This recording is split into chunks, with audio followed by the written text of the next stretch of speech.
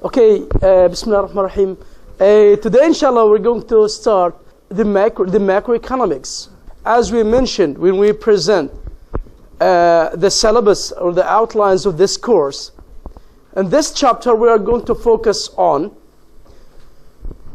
the concepts and terms related to the macroeconomics, like the definitions for the unemployment, inflation, hyperinflation, stagflation, expansion, and the different policies that the government use, like the fiscal policy and the monetary policy, to solve the different economic problems or the aggregate problems in the economy. So, in this chapter talks about some definitions, some concepts related to the macroeconomics, which is an introduction to the macroeconomics, right? So let's start with the difference between, I think that all of you studied the macroeconomics in detail.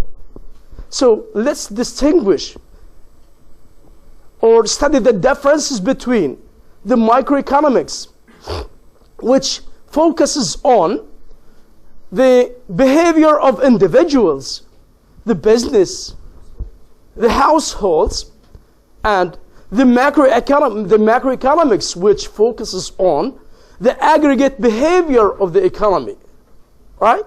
So let's start with the distinction between the micro and macroeconomics. As you see, the microeconomics examines the behavior of the individual decision-making units, business, firms, and households. So in the microeconomics, as you know that we mentioned, we studied the behavior of the individual sectors in the economy, right? But in the macroeconomics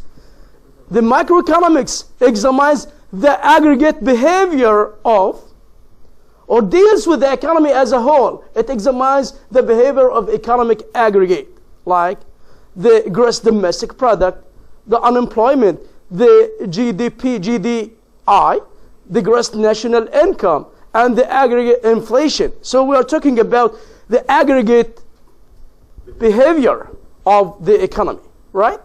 So the aggregate behavior is what? Refers to the behavior of all households and firms in together, right? So we're not talking about individual, but we are talking about these sectors as a whole. The households, the behavior of all households, the behavior of all individuals, right? As a whole. So, let's go to the roots of the macroeconomics. The roots of macroeconomics, the roots means جذور المacroeconomics. In this case, we will study two schools in the economy. The first one is the classical view or the classical school of economics, and the Keynesian view. How did they deal with the economic or the macroeconomics or the microeconomics? The classical view or the classical economists, اللي هم الاقتصاديين التقليديين. Yes. The classical view or the classical school of economics, or the economists, the classical economists, they applied the microeconomics theory on the aggregate problems or the aggregate economy. طبقوا ايش؟ النظرية الجزئية على القضايا الاقتصادية الكلية. Right? And they said that supply creates demand. If the firms produces, if the classical view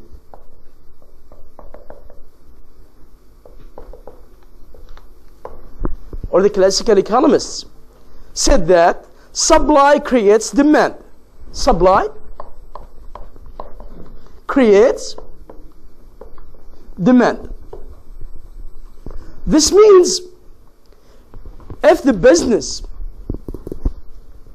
or the companies or the factories produces or produce goods and services, all of these goods will be sold, right? So if the companies produce goods and services, or if they produce outputs, all of these outputs will be sold. كل البضاعة تبعتنا هتنباع. So all of these outputs would be sold.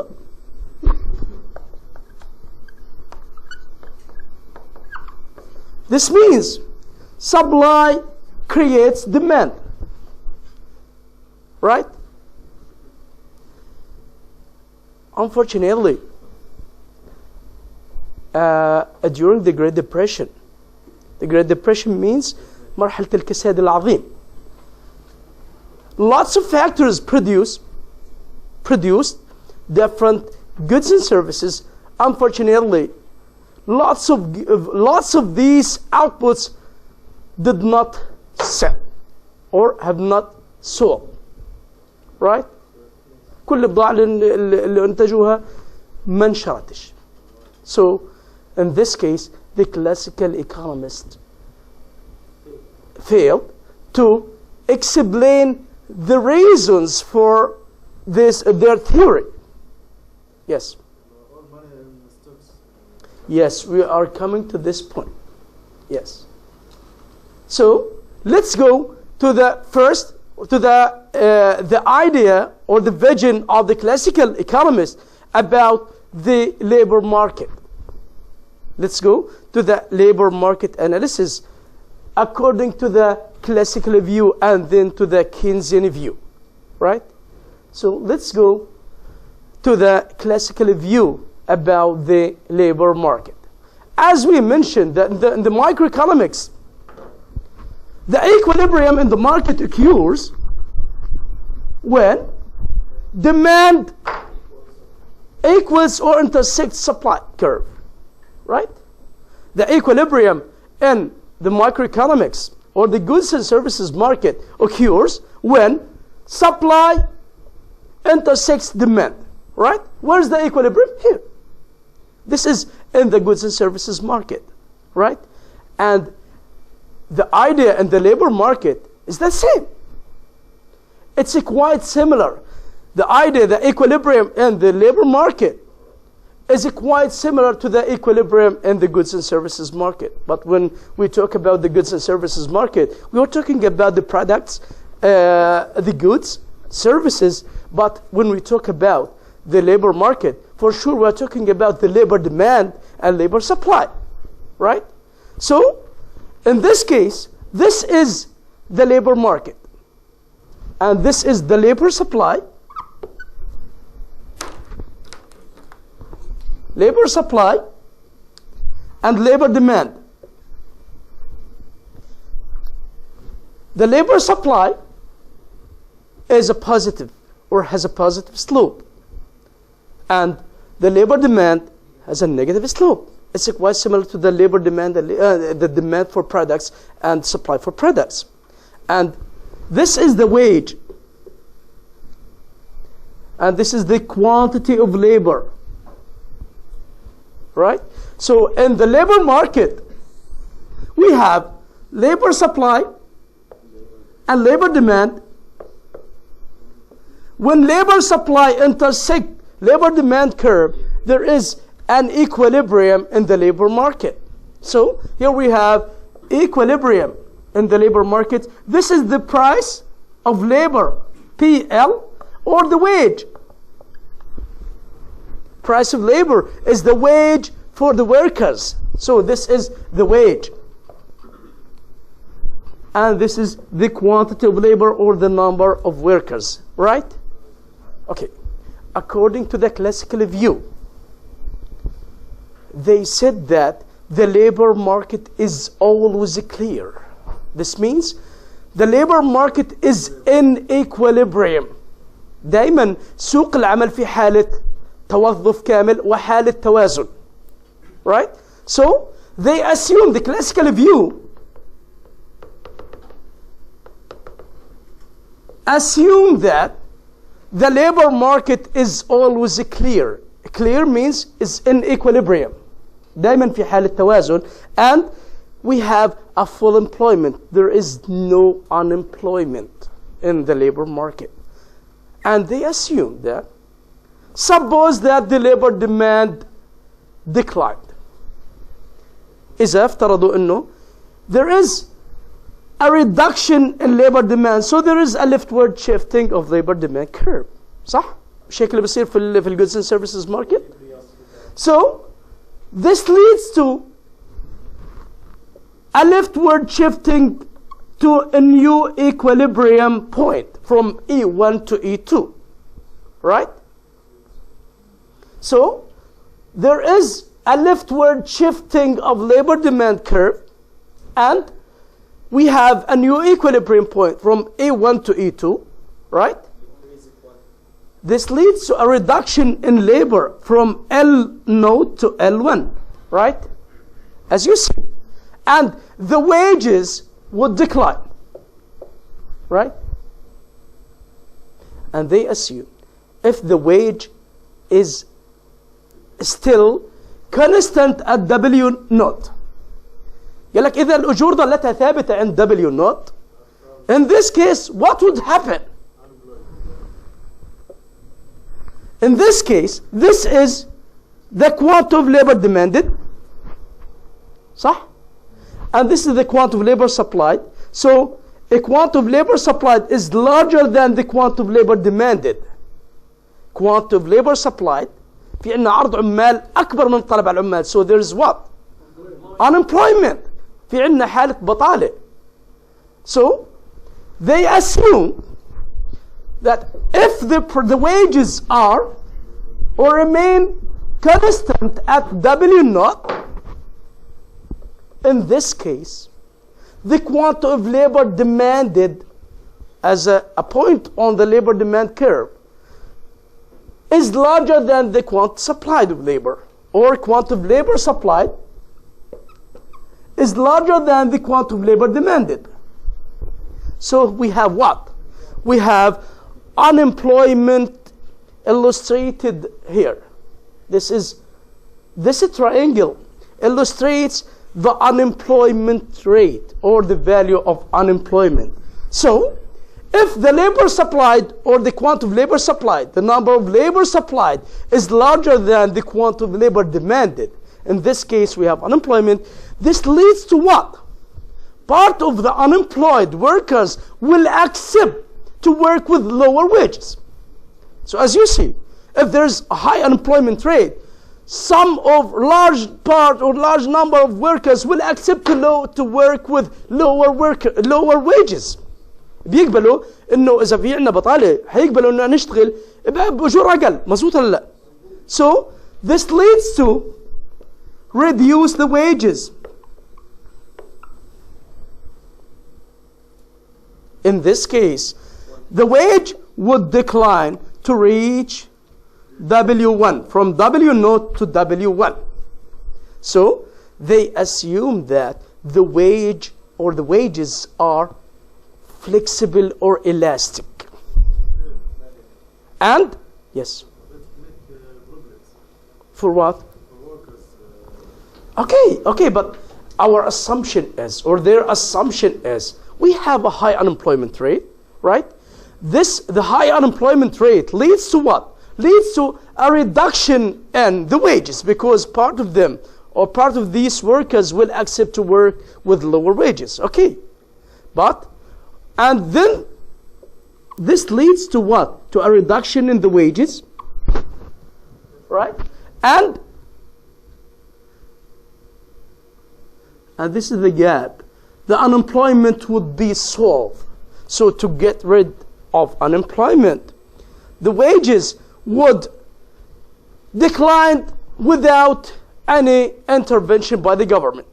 So they assume that there is no need for the government intervention. ما فيش حاجة لأن تتدخل الحكومة لأنه تلقائيا the wages would decline. Right? And vice versa for sure. They assume that if the wages or if there was an increasing in labor demand. This is the labor supply, when the labor demand when, and this is E1, the wage when, QLD1. Right? طبعا هنا, as you see, the value of unemployment is QLS minus QLD. Sorry, yes. اللي هو L0 minus L1. This is the value or the gap between, or the difference between quantity of labor supply and the quantity of labor demanded. This is the value of unemployment, right? And now suppose that the labor demanded increased.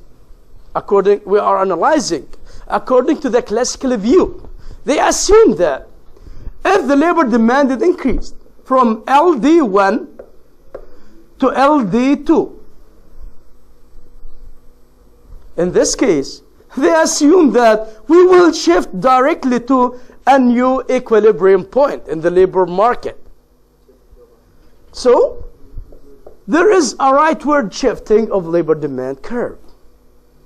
This leads to a new equilibrium point from A1 to A2, which leads to increasing the wages from W1 to W2, right? So they assume that the wages are elastic. So, and we have a market clearing. Market clearing means, the market is always at equilibrium or in equilibrium. دائما السوق في حالة توظف كامل وحالة توازن, full employment, right? طيب, suppose that the wages remains constant at W1, what would happen؟ يعني لو بدنا نفترض انه الاجور ظلت جامدة وفقا لنظرية اللي هم الكلاسيك. Suppose انه the wages ما طلعتش, would not decrease or increase to W2. Suppose that the wages remain constant at W1. What would happen?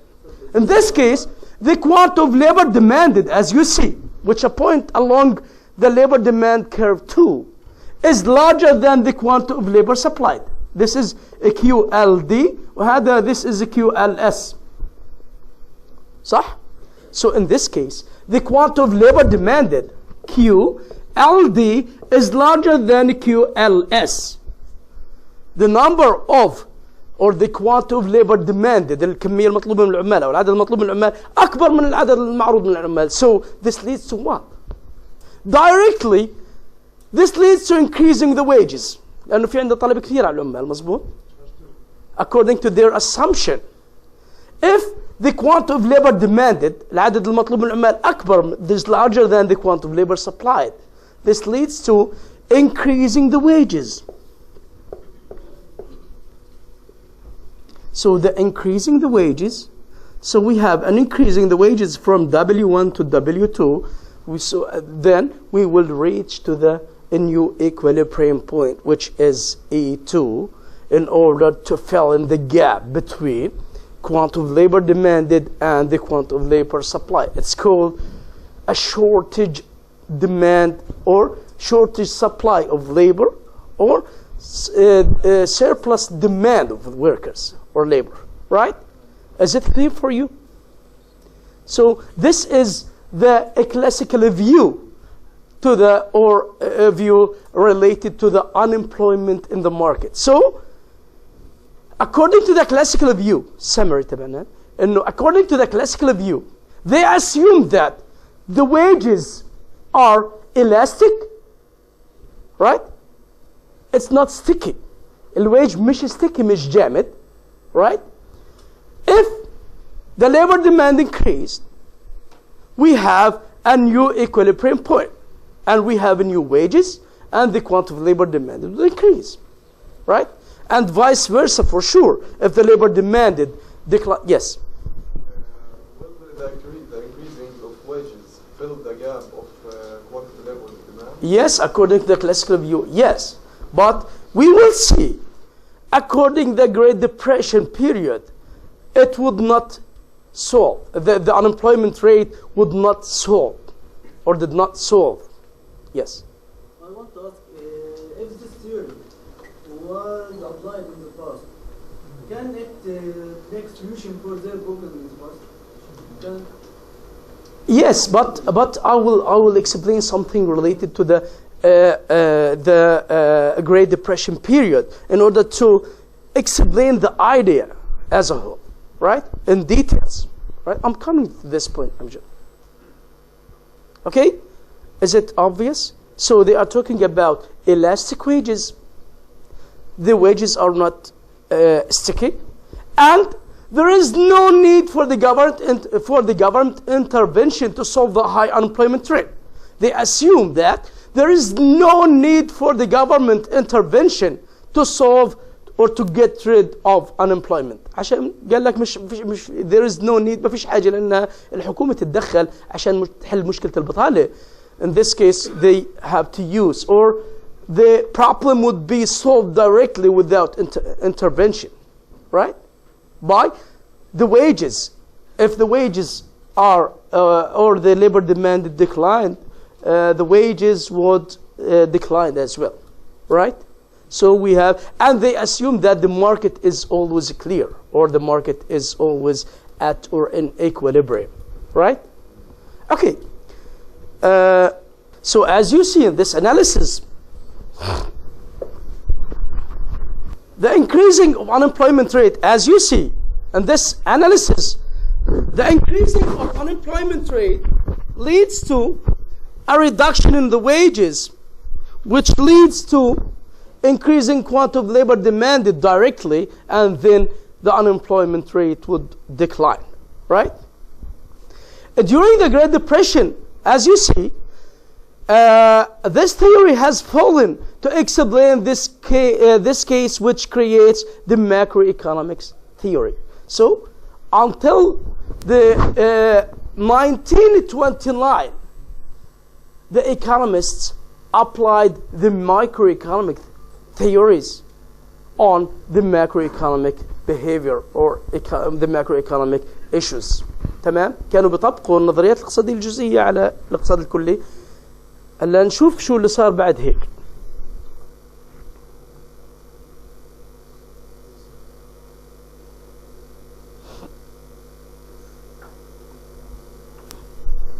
According to the classical view, as you see, here we're talking about the goods and services market. They assume that this is the aggregate supply, and the aggregate supply is a vertical line, right? And this is the aggregate demand for goods. And this is the price level, the quantity demanded or supplied of the goods. And the equilibrium in the goods and services market occurs when there is an intersection between aggregate demand and aggregate supply. Aggregate demand and aggregate supply for the products, right? And they assume that if there is a rightward shifting or increasing in supply, this leads to what? A reduction in the prices. They assume that an increasing in the aggregate supply or aggregate output, there is a rightward shifting of aggregate supply curve from aggregate supply 1 to aggregate supply 2. This leads to a new equilibrium point from E1 to E2, which leads to what? A reduction in the prices. So in this case, we have a reduction in the prices from P1 to P2, as you see. We have a new equilibrium point from E1 to E2 as a result of the increasing in the aggregate supply, right? Yes, exactly. But now suppose that the prices are sticky.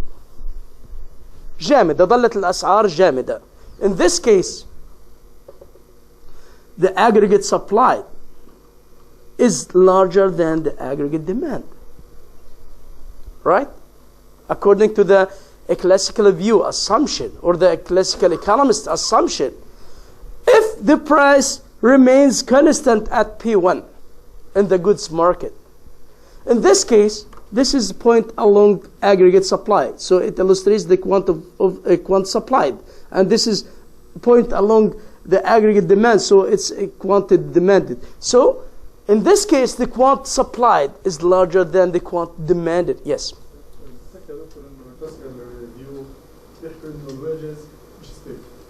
Yes. Elastic. Yeah, elastic means flexible. It's not sticky. Yes.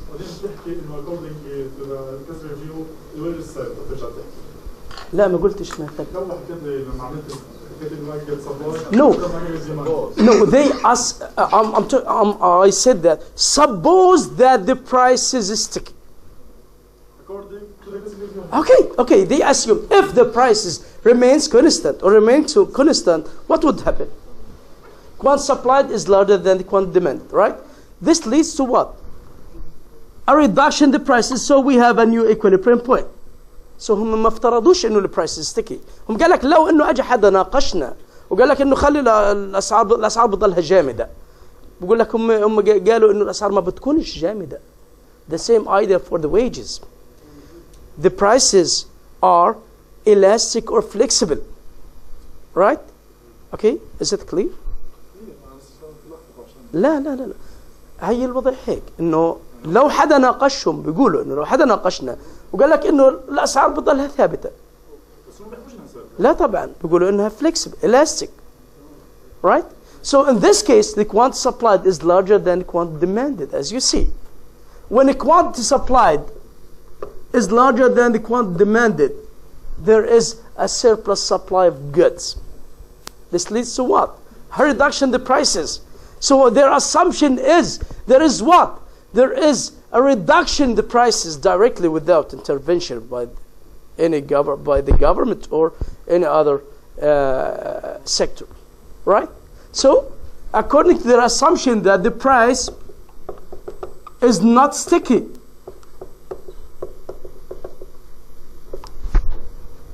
We will have employment.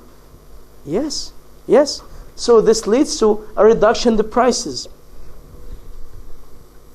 Another thing, which is related to the classical view, they assume that if the prices decline, the wages would decline.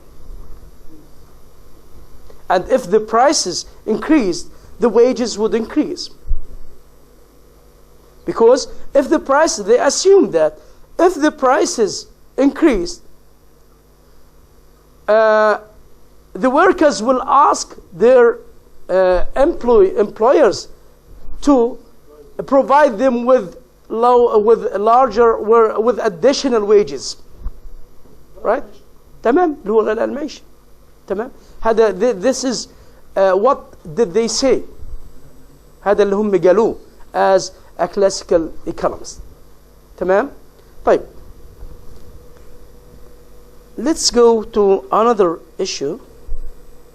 So as I mentioned that the classical view assumed that supply creates demand. Supply creates demand. This means if the factories produce outputs, this leads to all of these products will be sold, and this leads to creating income for the producers, which can and they can buy different bundles of or purchase different bundles of goods and services. So they assume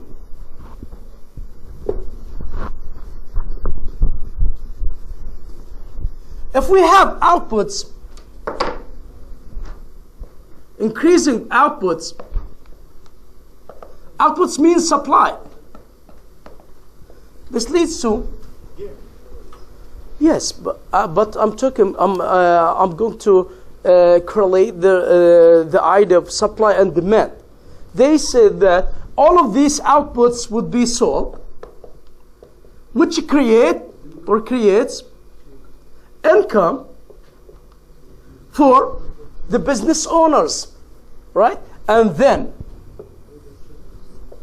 this leads to what? They can buy different bundles of goods and services and raw material. Yes, exactly. So supply creates demand. Right? This is what did they say.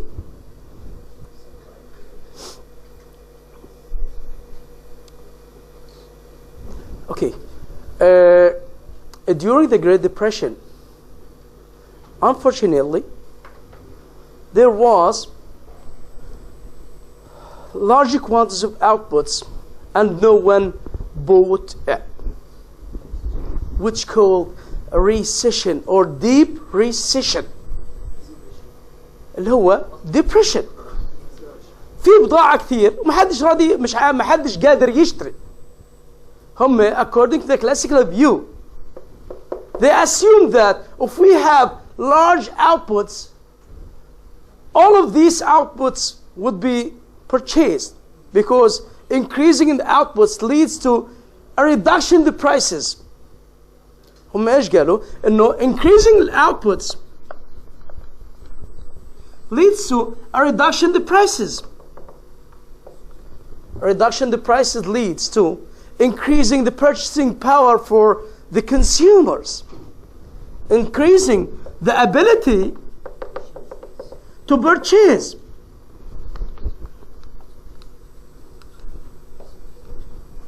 This leads to increasing in the aggregate demand.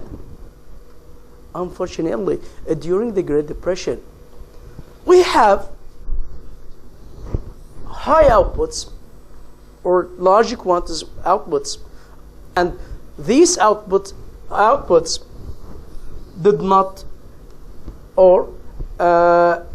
market it or have not sold, right? Because the consumers didn't have the ability or the capability to buy these products. Why? We are coming to this point. No. During this period, during the Depression, the prices declined. We have high unemployment rate. We have high outputs. And all of these outputs stored. تم تخزينها. تمام؟ فخلينا نشوف what are the main causes for the Great Depression and the prolonged or deep recession. Right? The Great Depression. The Great Depression was a period of severe economic contraction and high unemployment that began in 1929 and continued throughout the 1930s. استمرت لفترة الثلاثينات كمان. Right?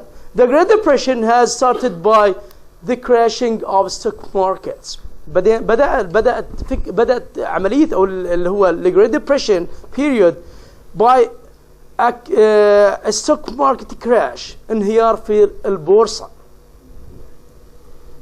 So as you see,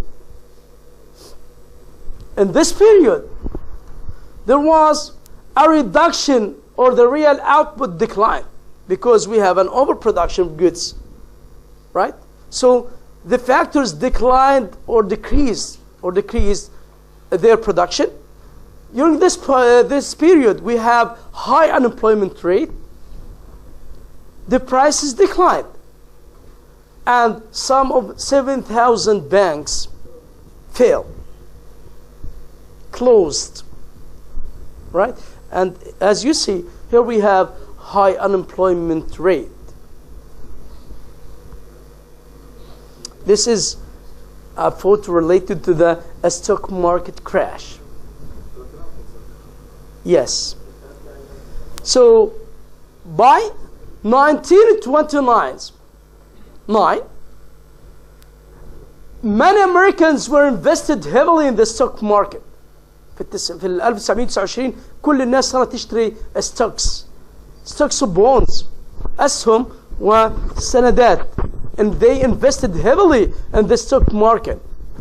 طيب, the banks or the stock market had become the most visible sector for investment. So all the Americans invested heavily in the stock market. هذا في الوين 1929. Then So as you see, all of them went to the they purchased a stock market, stocks and bonds. Through most of 1920s, stock prices rose steadily. طبعا there was high demand on the stocks, so for sure the prices of stocks would what? Would increase. If there is a high demand for stocks, so the prices of stocks would increase. And the speculation means المضاربة. صاروا يضاربوا، بيشتري stocks وبيخزنها عنده. تمام. Too many Americans were engaged in speculation, buying stocks, bonds, hoping for quick profits.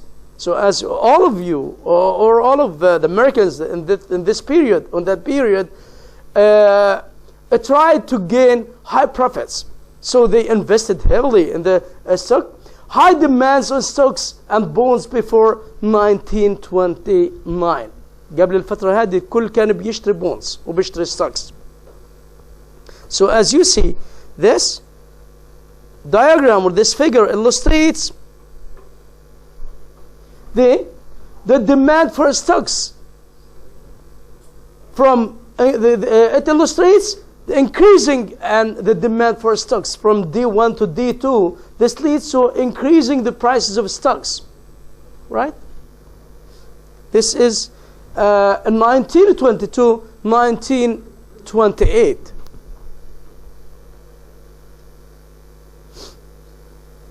In 1929, the prices of stocks started to decline.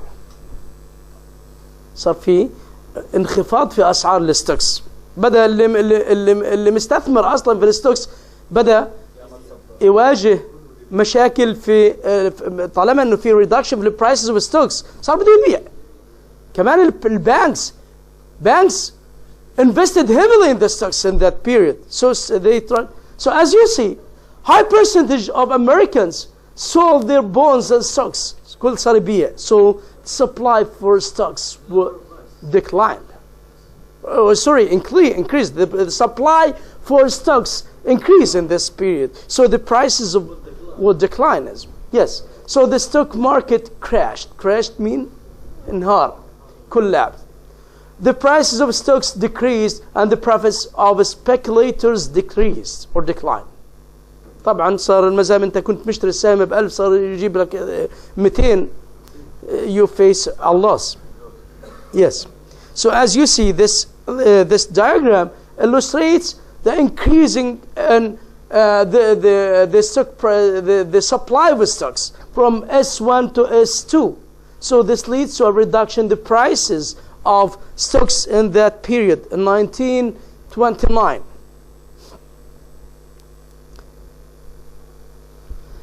Most people didn't have money to buy the flood of goods factors produced. ولا واحد قادر يشتري البضاعة اللي بتنتجها المصانع لأنه خلصنا. So the factories and business collapsed and closed. طيب, unemployment rate increased. For sure. And according to the classical view, they assume that if we have or the output increase, the aggregate demand would increase, according to the classical view. But in this period, as you see, we have high outputs. Unfortunately, the consumers did not have the ability to buy these floods of products produced by the factories, right? So the business collapsed, closed, and the unemployment rate increased. As you see, we have a financial collapse. But what? Because the banks also invested heavily in the stock market. كمان مش بس الناس اللي استثمروا في الستوكس في الفترة ديك. البانكس. So after the crash, many Americans withdrew their money from the banks. الناس معوش مصاري راح سحب فلوسه من وين؟ من البنك. So the banks had invested heavily in the stock market and lost money. So the banks collapsed as well. Now, according to the classical view, or the Keynesian view, we have high outputs or larger quantities of outputs, and there is no demand, no aggregate demand, or the aggregate demand is low.